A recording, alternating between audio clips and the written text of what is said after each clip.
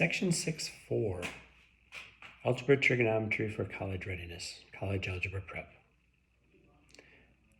In Chapter 6, we are going to be looking at just a general approach to factoring. So kind of a review of really the first three sections of this and kind of combining them and saying, well, what happens if this happens? What happens if this says, which one do I use?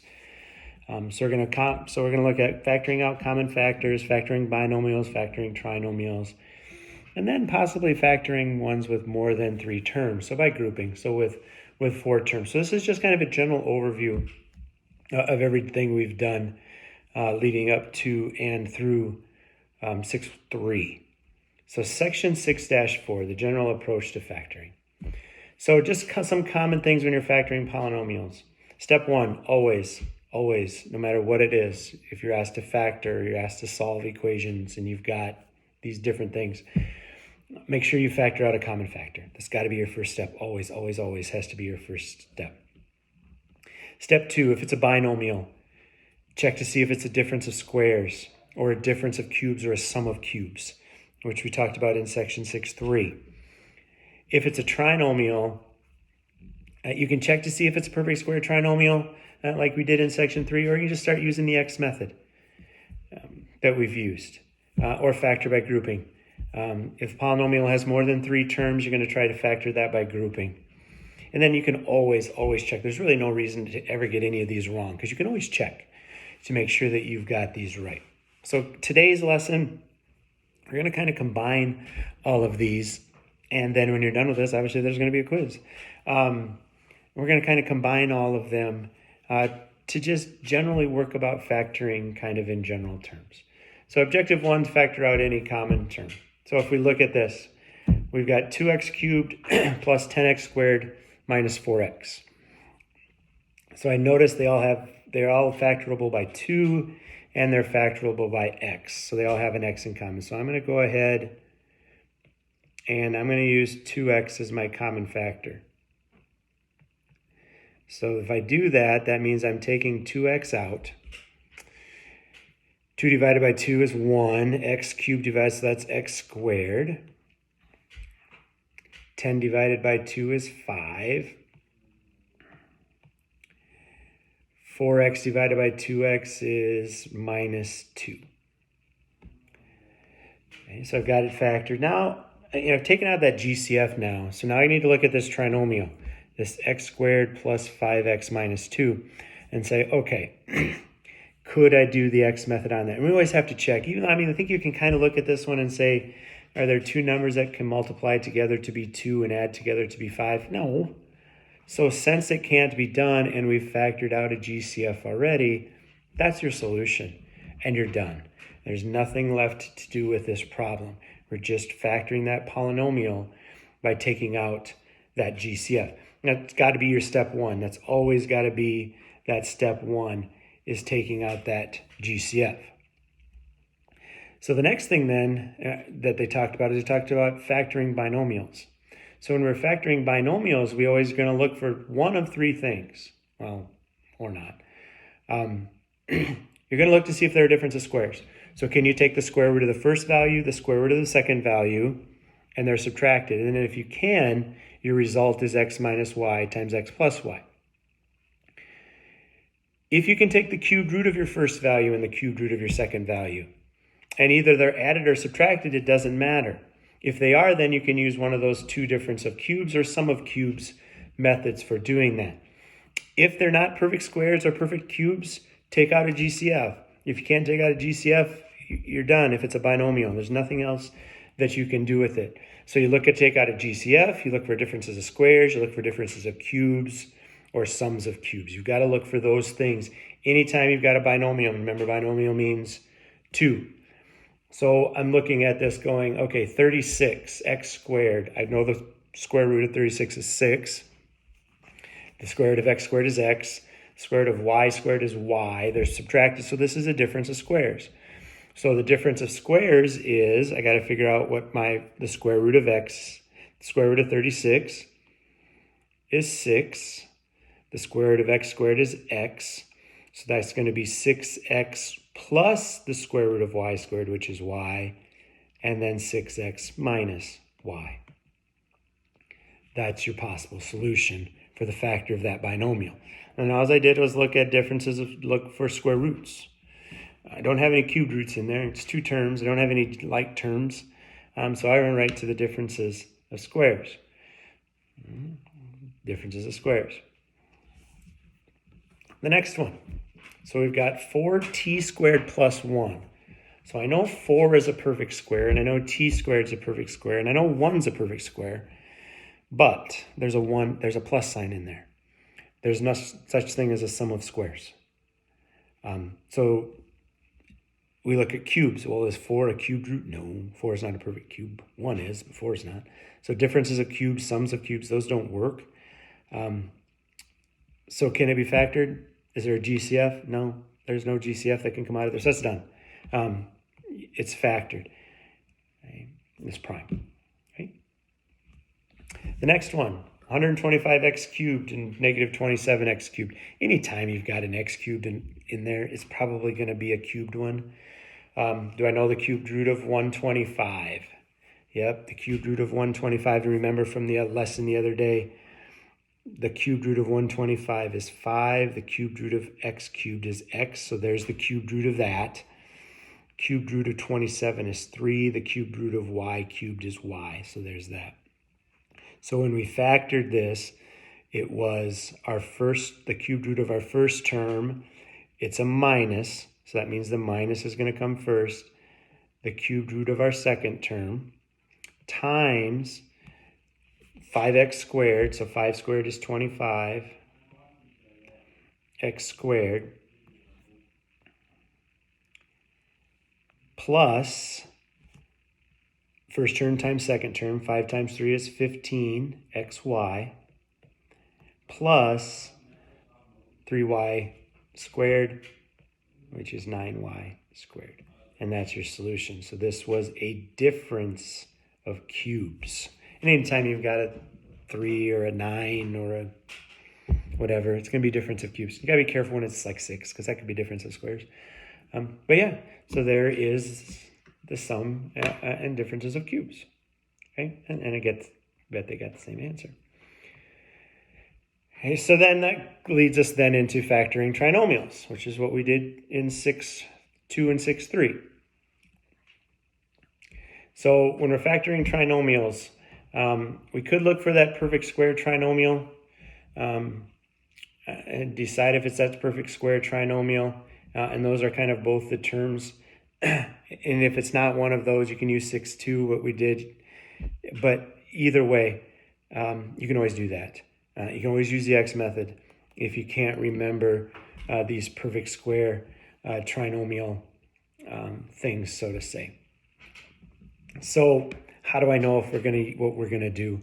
So if I look at factoring this trinomial, could I do 16 times 49? My brain says yes, but when I say 16 and 49, those are perfect squares. So I look and say, okay, what's the square root of 16 is 4. The square root of that is 7. 49 is 7. So if I take 4 times 7 times 2, and if that equals my b term, which it does, 56, that means that I can factor this into perfect squares. So this is 4m, that's just 7. So it's going to be 4m, the symbol is plus 7 times 4m plus 7. And honestly, these just take, just thinking about them and thinking, okay, 14, 16, and that's really what I did when I do these. 16 and 49 are perfect squares. So 4 and 7, that's 56. Okay, I can use that last form that we just did. And there's really tricks and tricks to do those types of things. But yeah, that that's where we're at with those, with these perfect square trinomials. Okay, so this next one, factor out a GCF. There's no GCF to take out. The square root of 8, I don't know what it is. So it's not one of these perfect square trinomials. So since it's not one of those, then we have to use the method from 6.2. 8 times 5 goes on the top. Your b value goes on the bottom. Need two numbers that multiply together to be 40 that add together to be negative 3. One's positive and one's negative because it's negative. Oh, wait, it's positive on top. So, both either have to be positive or they both have to be negative.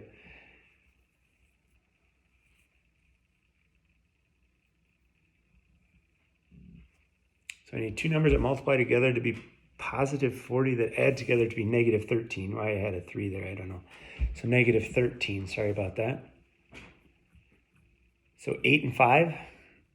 Yeah, that works if you put the right number instead of 3. So 8 and 5, don't know why I put a 3 there. So 8 and 5, and it's negative, so it's both got to be negative.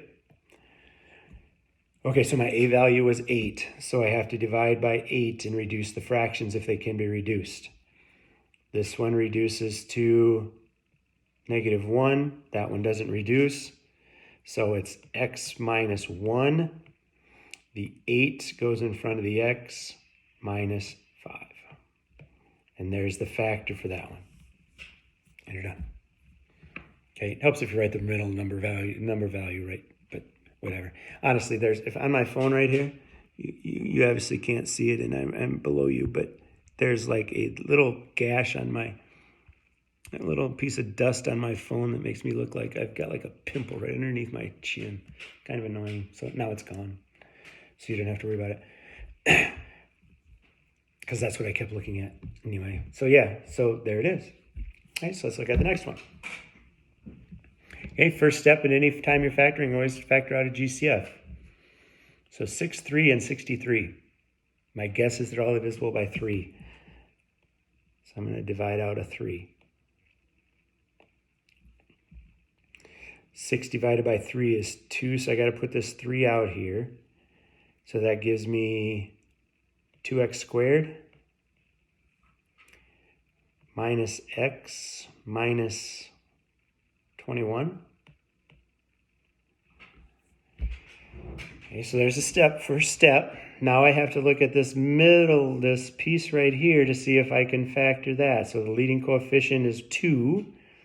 So that's negative 42 and negative 1. 42 is 7 times 6. So 7 and 6. 7 times 6 is 42. One of them's got to be negative, and they've got to have, so it's going to be that right there.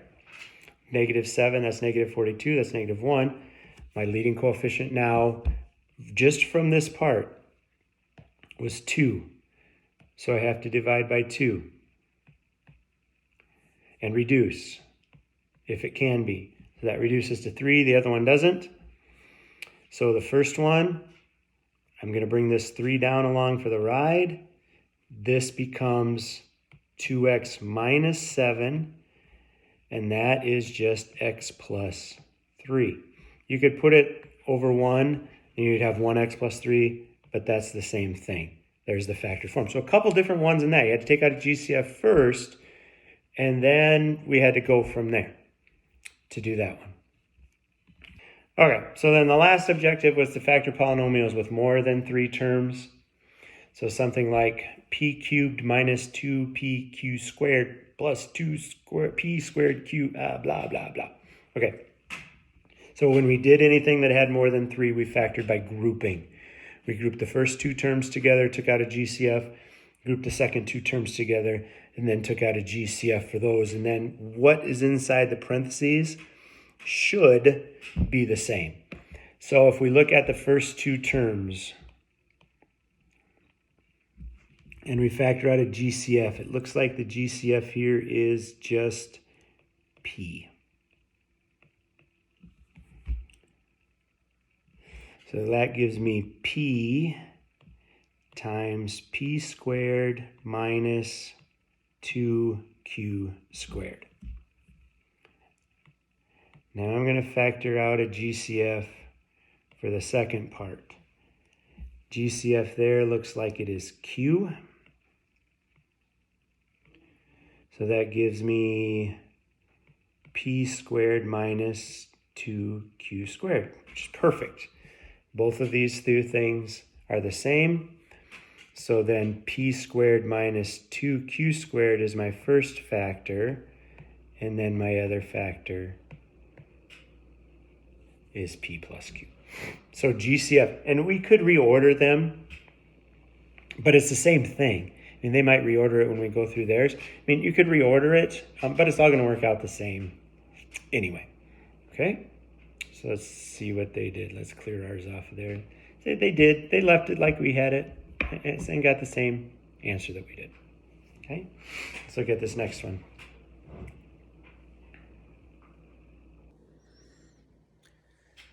Yeah, so kind of botched this so bad that I'm going to kind of, so here's really what we're going to look at in new hat, different things, just kind of messed it up so bad that I had to kind of redo this last piece of it. So really those are what we're going to look at. If we look at this next question down there, if you try to take out a GCF, it is just not going to work. And there's different ways that you would have to do this one. So this really isn't the type that we're going to worry about. We're more worried about kind of that top type where when they've got 4 terms, you can take that GCF out and you get what's common. You can kind of see what happens with this one. It becomes this long, convoluted question that we're just not going to worry about. It's kind of the same thing with this one. It doesn't have really a common factor, but there are a bunch of different things that you can do it, but that's simply not what we're going to worry about. What I wanted to kind of go over with the last part again, and what I did with the last one that was really so messed up that I decided to probably finish it a different way, is make sure when you're factoring these today, when you're doing your assignment, step 1, take out a GCF. You always have to take out that GCF. Step 2, if it's a binomial, check to see if it's a difference of squares, or a difference of cubes, or the sum of cubes, whatever it may be. If it's a trinomial, 3 terms, first check to see if it's a perfect square trinomial, or use the X method right away. And when you're using the X method, remember that the constant leading coefficient isn't 1. You got to take A times C, and then those middle 2 terms you do have to remember to divide by that A value. And then if it has more than 3 terms, 4 terms, look to factor by grouping. Group the first 2 together, take out the GCF, group the second 2 together, and take out the GCF. And remember, you can always check these to make sure that you have them right. So you're good to go with 6.4. We only have one section left to go in this chapter, section 6.5. That will be solving equations. I'll take care of that on tomorrow. Look like we'll start a quiz probably in a couple days. So yeah, hope I fix this. Bye.